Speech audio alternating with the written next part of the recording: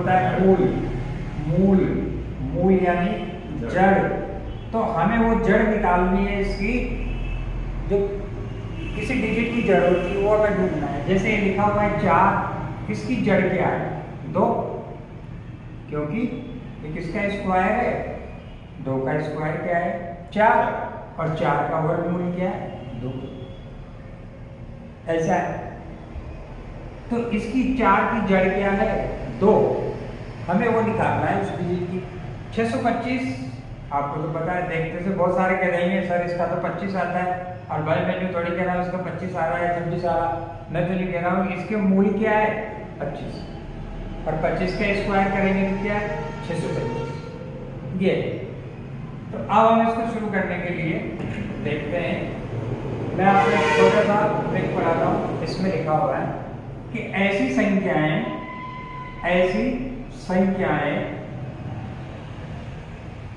जिनके अंत में 1, 4 और फिर 9, 6, 0, 14960। आप एक टेलीफोन नंबर की तरह याद रख सकते हैं, 14960। ऐसी संख्याएं जिनके अंत में 1, 4, 9, 6, 0 होते हैं,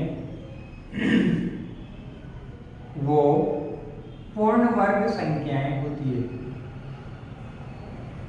पॉइंट तो नहीं है, पूरी है। हाँ, पूर्ण वर्ग संख्याएं होती है। और आपके जो एग्जाम में देगा वो इन्हीं में से ऐसी संख्या देगा जिसके लास्ट में 1 होगा, 4 होगा, 9 होगा, 6 होगा या 0 होगा। जैसे मैं आपको एग्जांपल देता हूँ, जैसे मैं एग्जामिनर हूँ और आपको एक क्वेश्चन, अगर मैं एग्जामिनर हूँ, अगर मैं पेपर बना रहा हूँ आपका रेलवे का, तो एक डेफिनेट ऐसा क्वेश्चन जरूर दूंगा मैं। क्वेश्चन है, निम्न में से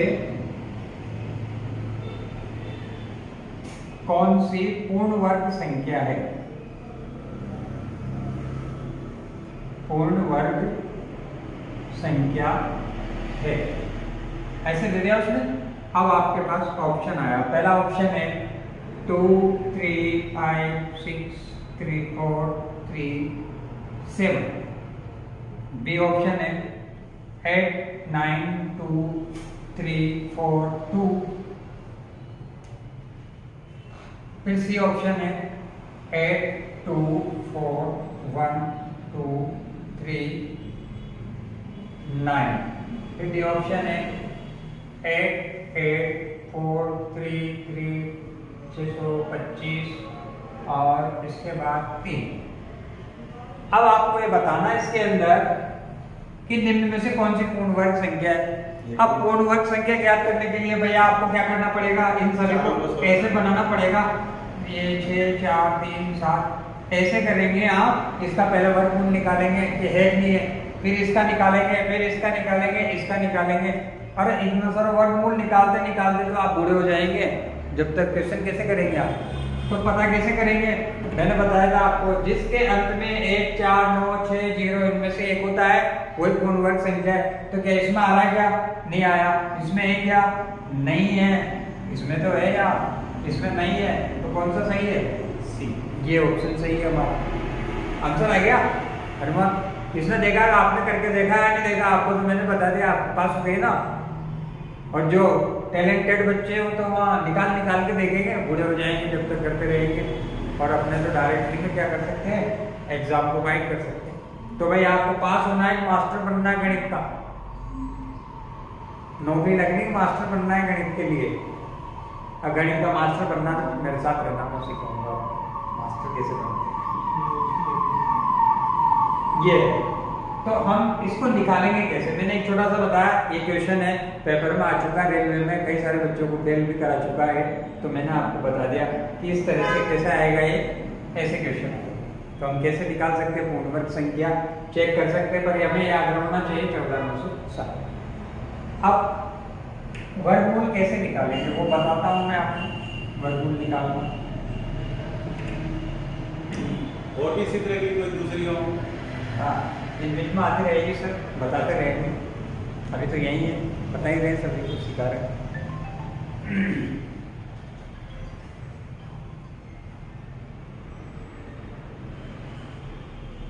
अब यहाँ पे हमारे पास कोई संख्या दी हुई है, जैसे ये संख्या है, यहाँ पे ये लिख रखा मैंने संख्या है और ये इसके अंतिम अंक है।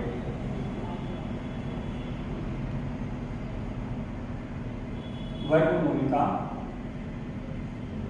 अंतिम अंक ये है।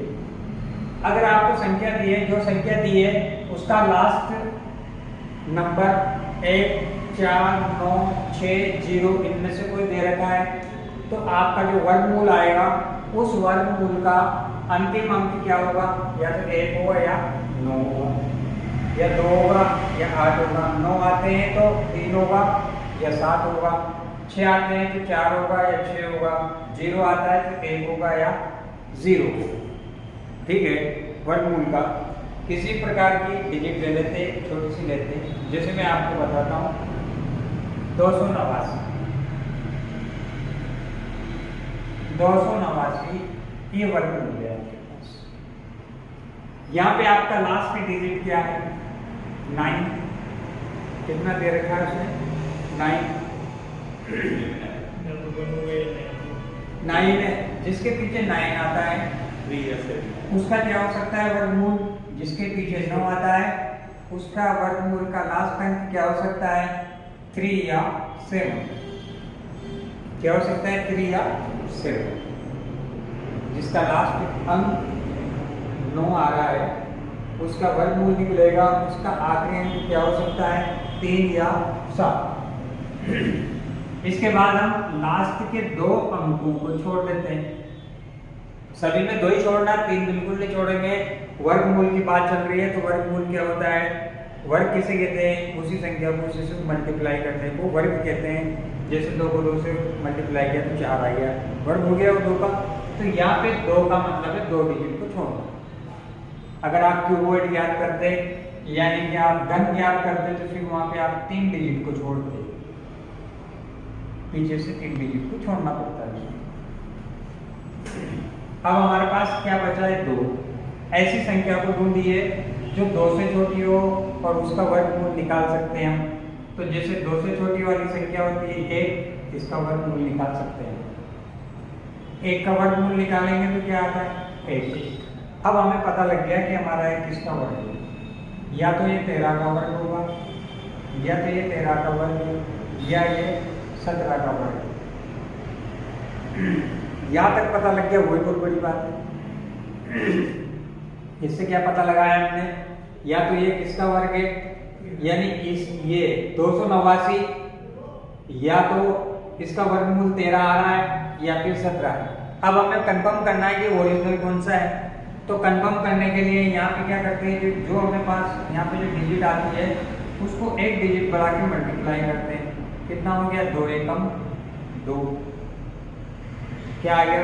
डिजिट भी मैंने एक ऐसी ली है यहाँ पे, 2 एकम 2 हो गया। ठीक है, 2 एकम 2 आ गया। तो अब इसको देखते हैं कि ये 2 आया है तो क्या है? 2 इससे बड़ा है छोटा है? इसके बराबर ही है, 2 एकम 2। तो जब बराबर ही होता है तो बराबर होता है तो उसमें बड़ा अंक को ले लेते हैं। तो हमारा आंसर कितना आ गया? 7। बराबर ये बड़ा हो तो बड़ा नहीं। हाँ, इसका क्या किया मैंने? यहाँ पे जो दे रखा है इसमें देखेंगे लास्ट डिजिट क्या है हमारी? 9 दे रखी है, तो 9 के लिए जिसके लास्ट में 9 आता है उसका क्या लेंगे? 3 या 7 लेंगे। 3 और 7 ले लिया हमने। इसके बाद पता करेंगे। अब हमें पता भी लग गया कि यहाँ पे इससे छोटी डिजिट क्या है? 1 है, तो इसका वर्गमूल 1 ही होता है। तो अब हमारा आंसर भी पता हो गया हमें कि यहाँ 13 या 17 हो सकते हैं। अब इन 13 और 17 में से दोनों में से हमें चुनना है कि सही कौन सा है। तो यहाँ पे जो सेम डिजिट आ गई, तो सेम डिजिट आने के बाद हमें वो लेंगे जो थोड़ा बड़ा होता है। इसमें एक और बताता हूँ मैं, उसमें और कंफर्म हो जाएगा आपका। देखिए, पर ये याद रखिएगा आप 14,960। एक और लिखाते हैं,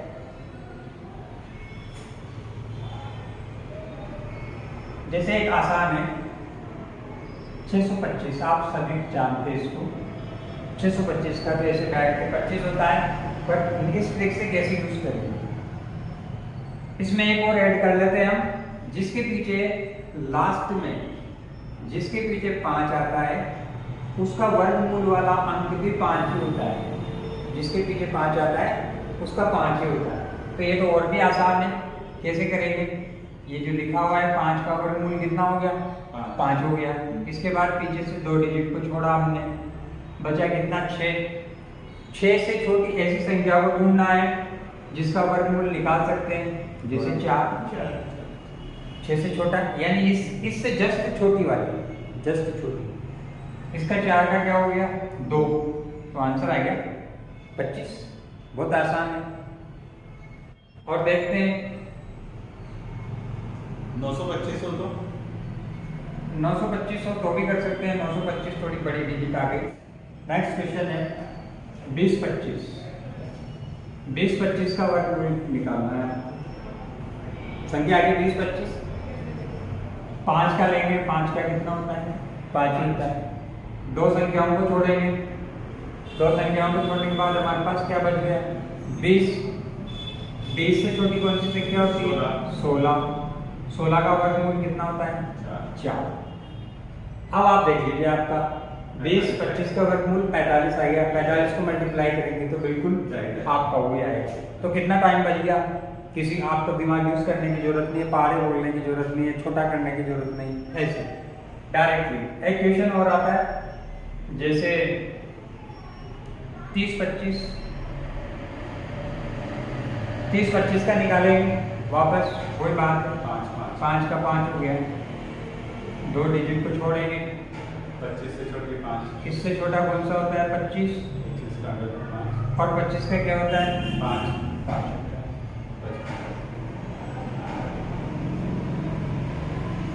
30 है। 30 से जस्ट कितनी आती है? 25 आती है। 25 का कितना हो गया? 5। फिर स्टे कर रहे हैं क्या?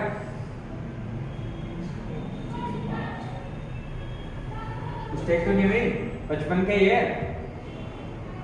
5 × 25, 6 × 35 सही है, 55 का ही है। 55 का ही है, आपका आंसर आ गया ये। अब चेंज करते हैं थोड़ा सा। अभी तक तो ये कर रहे थे, लेकिन अब इसमें थोड़ा सा बदलाव करते हैं, कहानी में थोड़ा ट्विस्ट लाते हैं। समझ में आया क्या स्टूडेंट्स? तुम्हारे समय समझ रहे हो क्वेश्चन को? तो मैं आपको बताना चाहूँगा इसमें वो थोड़ा सा नया, वो ये 84-64। एक डिजिट लिखी हुई है 84-64। आप इसका वर्गमूल निकालो। कोई निकालेगा? अभी यार मैंने बताया था इसका, जिसके लास्ट में क्या लिखा हुआ है? 4 आ रहा है। 4 आ रहा है, इसका मतलब है ये पूर्ण वर्ग संख्या है। कौन सी संख्या है? पूर्ण वर्ग संख्या।